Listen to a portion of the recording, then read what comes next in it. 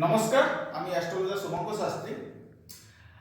আজকে একটা ভালো বিষয় নিয়ে আপনাদের সঙ্গে আমি উপস্থিত হয়েছি। বিষয়টা হচ্ছে, যাদের জন্মছকের অষ্টম ভাবের মধ্যে মঙ্গল থাকে, তো মঙ্গল যদি জন্মছকের মধ্যে অষ্টম ভাবের মধ্যে থেকে থাকে, কি রেজাল্ট জাতক জাতিকারা পায়। ভিডিও শুরু করার পূর্বে একটা কথা বলে দিচ্ছি, যারা যারা এখনো পর্যন্ত আমার ভিডিওটি সাবস্ক্রাইব কিংবা লাইক কিংবা শেয়ার করেননি, আপনারা অবশ্যই কিন্তু করে দিবেন। তো কথা না বাড়িয়ে আজকে যে বিষয়টা নিয়ে আপনাদের সঙ্গে তুলে ধরবো, বিষয়টা হচ্ছে যে সকল জাতক জাতিকাদের জন্মছকের অষ্টম ভাবের মধ্যে যদি মঙ্গল থেকে থাকে, তো জাতক জাতিকারা কিরূপ রেজাল্ট পায়। সবার প্রথম একটা কথা বলি, অষ্টম ভাব হচ্ছে আমাদের জীবনের সমাপ্তি সূচনা করে। অষ্টম ভাব থেকে আমরা অ্যাক্সিডেন্ট, মামলা মোকদ্দমা, জাতক জাতিকার আয়ু বিচার করে থাকি। তো অষ্টম ভাবের মধ্যে যদি মঙ্গল এসে যদি থাকে, তো বিশেষ করে জাতক জাতিকাদের মধ্যে মানে আয়ুর জায়গায় কিছু সমস্যা দেখা দিতে পারে, কিংবা অ্যাক্সিডেন্টের জায়গায় কিছু সমস্যা দেখা দিতে পারে। কিন্তু এখানে একটা বিষয় আছে, যদি মঙ্গল মেষ রাশি কিংবা বৃশ্চিক রাশি কিংবা মঙ্গলের যে মিত্র রাশিগুলো আছে, সেই মিত্র রাশির মধ্যে যদি মঙ্গল থাকে, বা মঙ্গল যদি কোনোভাবে উচ্চস্থ থাকে, বা মঙ্গল যদি কোনোভাবে বৃহস্পতির দ্বারা দৃষ্ট হয়, তো মঙ্গল কিন্তু ততটা কিন্তু ক্ষতি করবে না। যদি মঙ্গল কোনোভাবে পাপ পীড়িত হয়, অষ্টম ভাবের মধ্যে থেকে যদি মঙ্গল কোনোভাবে পাপ পীড়িত হয়, কিংবা মঙ্গল যদি 6 আর 12 ভাবের অধিপতি নক্ষত্রে চলে আসে, তো মঙ্গল কিন্তু অবশ্যই কিন্তু জাতক জাতিকাদের মানে ক্ষতি কিন্তু অবশ্যই করবে। তো মঙ্গল যদি অষ্টম ভাবের মধ্যে থাকে, মঙ্গলের 3টি দৃষ্টি হয়। এক হচ্ছে চতুর্থ দৃষ্টি, এক হচ্ছে সপ্তম দৃষ্টি, এক হচ্ছে অষ্টম দৃষ্টি। তো চতুর্থ দৃষ্টি পড়ছে কোথায়? লগ্নের একাদশ ভাবের মধ্যে।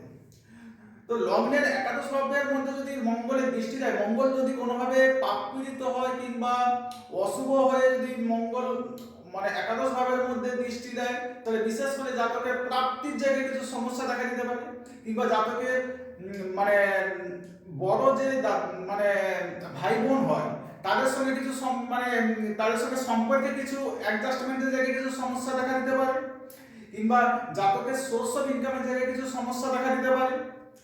মঙ্গলের সপ্তম দৃষ্টি পড়ছে কোথায়? না লগ্নের দ্বিতীয় ভাবের মধ্যে।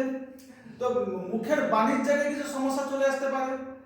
মানে লগ্নের দ্বিতীয় ভাবের মধ্যে দৃষ্টি পড়ার জন্য সেভিংসের জায়গায় কিছু সমস্যা দেখা দিতে পারে, রিলেটিভ রিলেশনের সঙ্গে কিছু সমস্যা দেখা দিতে পারে, বা জাতকের ব্যাংক ব্যালেন্সের জায়গায় কিছু সমস্যা দেখা দিতে পারে। আর মঙ্গলের অষ্টম দৃষ্টি পড়ছে কোথায়? তৃতীয় ভাবের মধ্যে।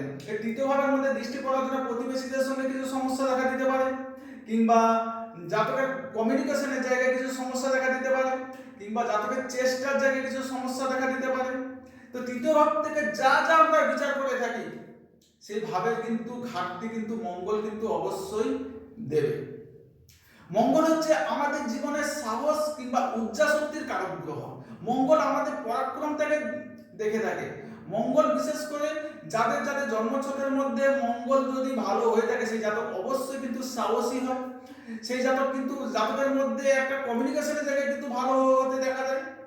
ঠিক আছে, তো বিশেষ করে এই মঙ্গল যদি জন্মছকের মধ্যে পজিটিভ হয়, অষ্টম ভাবে যদি থেকে থাকে, তাহলে বিশেষ করে ভালো কিন্তু রেজাল্ট কিন্তু আপনাদেরকে অবশ্যই দেবেন।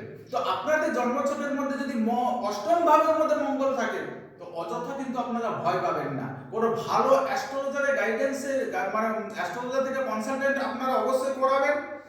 দেখুন আগে মঙ্গলটা কি অবস্থায় আছে, মঙ্গল শুভ আছে না অশুভ আছে, মঙ্গল সবল আছে না দুর্বল আছে। যদি মঙ্গল আপনাদের সবল বা শুভ থেকে থাকে, তো মঙ্গল কিন্তু আপনাদেরকে ভালো রিসার্চের জায়গা তৈরি করে দিতে পারে। অষ্টম থেকে আমরা যা যা বিচার করি, সেই সব জায়গায় কিন্তু অবশ্যই কিন্তু মঙ্গল কিন্তু আপনাদের পজিটিভিটি অবশ্যই কিন্তু দেবে। তো ভিডিওটা আমি বেশি বাড়াচ্ছি না। তো ভিডিও শেষ করার পূর্বে একটা কথা বলে দিই, যারা যারা এখনো পর্যন্ত আমার ভিডিওটি সাবস্ক্রাইব কিংবা শেয়ার কিংবা লাইক করেননি, আপনারা অবশ্যই করে দিবেন। আমি এখানে ভিডিও শেষ করছি। নমস্কার, ভালো থাকুন, সুস্থ থাকুন। আবার নতুন করে এপিসোড নিয়ে আপনাদের সঙ্গে হাজির হব। নমস্কার।